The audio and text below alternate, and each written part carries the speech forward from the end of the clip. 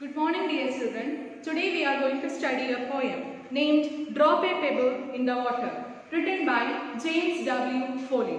Let me recite the poem for you. Listen very carefully.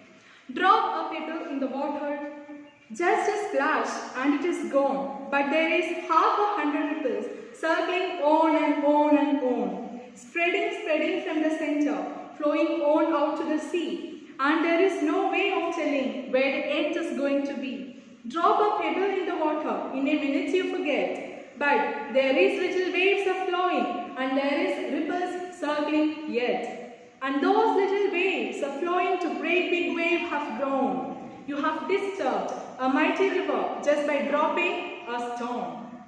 But there is 100 ripples circling on and on and on.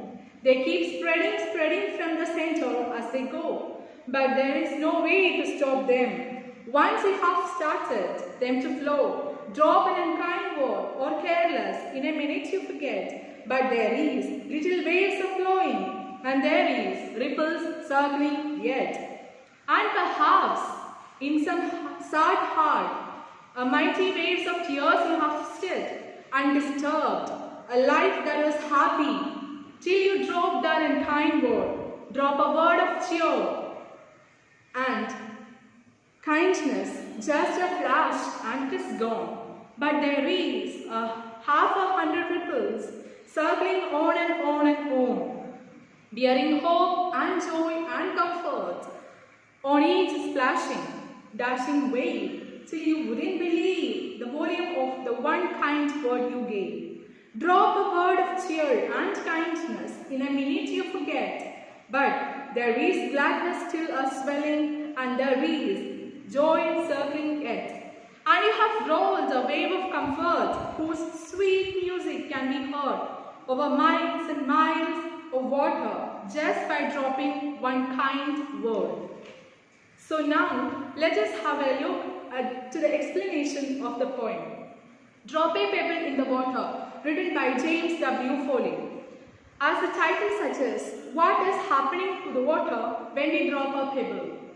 It is not easy to control our tongue, but as this words from the poem, Drop a Pebble in the Water, by James W. Foley, illustrates, a careless word can have far-reaching effects on someone's life.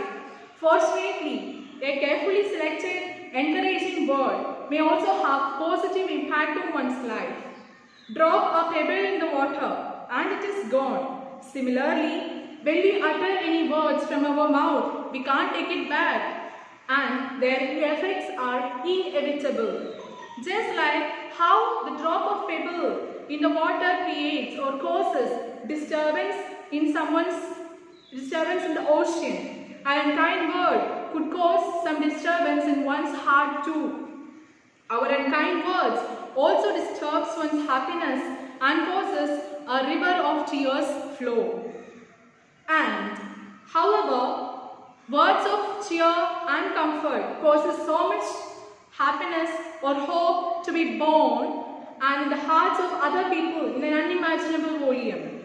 So, dropping words of cheer and happiness causes one to have waves of comfort. So, what we can do when we are giving or when we are saying something to someone, we should often think or we should always think twice before dropping that kind or unkind word. Whether it creates happiness or whether it gives them comfort or discomfort, we should always think about it. Then only drop the word from your mouth. When we drop an unkind word, it may cause discomfort. Or when we drop a kind word, it may give them comfort. So, it is our words could create waves of comfort or discomfort in one's life. So, what we have to do? We should always think before saying. We should always think twice before what we are uttering to someone. So, that is all in the poem. Here the poet is comparing the words with that of the pebble. Okay, so I hope all of you understood the poem and its explanation.